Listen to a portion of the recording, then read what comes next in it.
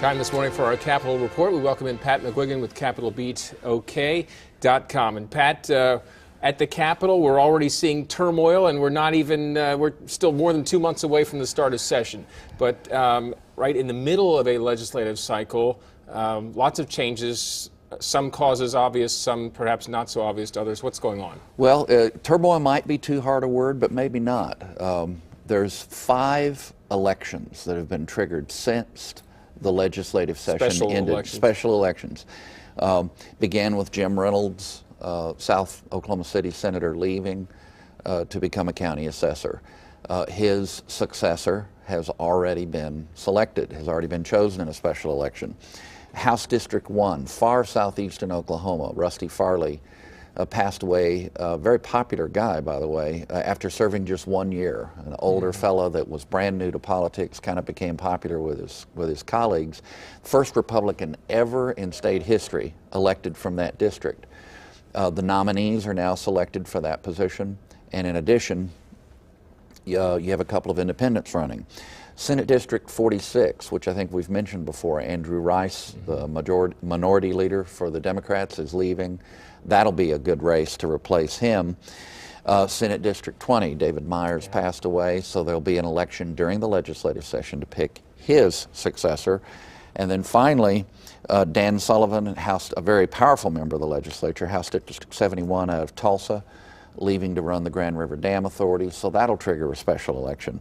Now, these things are normal, and yet there seems to be a higher volume. And then you add it to the fact that there's already a lot of tumult and change at the Capitol, and it's an interesting picture. And of course, if Al McCaffrey wins that Rice seat, I'm talking fast, then you're going to have a special election to replace Al in his district. So very interesting scenario unfolding in the middle of a cycle. And so what are the potential impacts on the coming session, these changes? Well, flowing in part from those changes and also from other factors are all the changes in the legislative leadership and committee structure itself. Real quickly, Dale DeWitt is moving up because of Sullivan's departure to become the majority floor leader. Lisa Billy has been placed on the Water Committee, a very respected legislator, but that's a significant shift.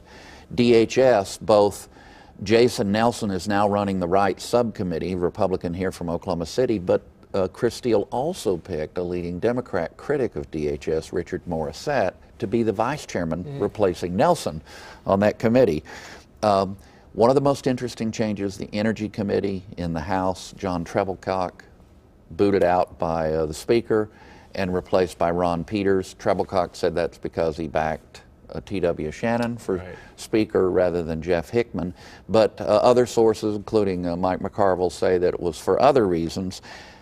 Interesting picture, a lot of changes, not sure what it'll all mean. And is this something we should get accustomed to as term limits really take hold and kick in? I'd say so.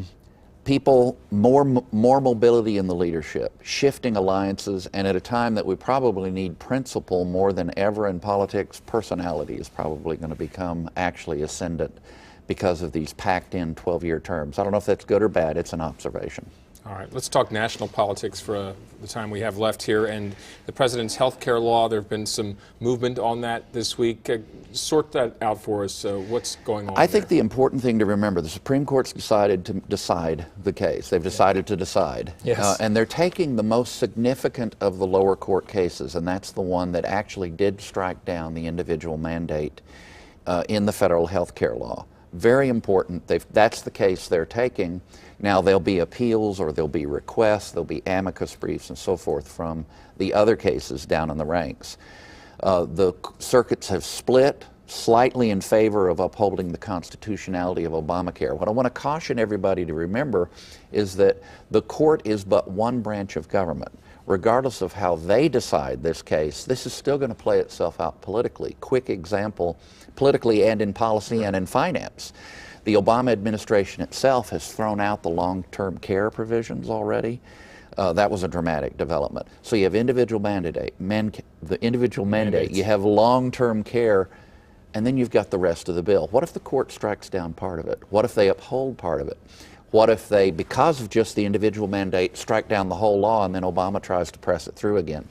Could get real interesting. Okay, and then looking into your crystal ball, Putting you on the spot, what do you think happens? Real quick, there's nuances to the current court. However, it's pretty easy to go with the mainstream analysis, which is the 4 conservatives will vote to strike it down, the 4 liberals will vote to uphold it, and that leaves Anthony Kennedy in the catbird seat.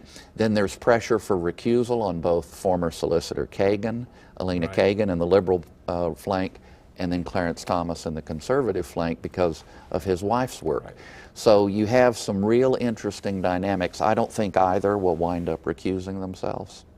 So we're probably looking at a 5-4 decision eventually. Probably right. I'm brilliant. Yeah, How did I figure that out? You didn't say which way, though. All right, thanks, Pat. And you can read more about these and other topics. CapitalBeatOK.com. For Pat McGuigan, I'm Alex Cameron. See you next week.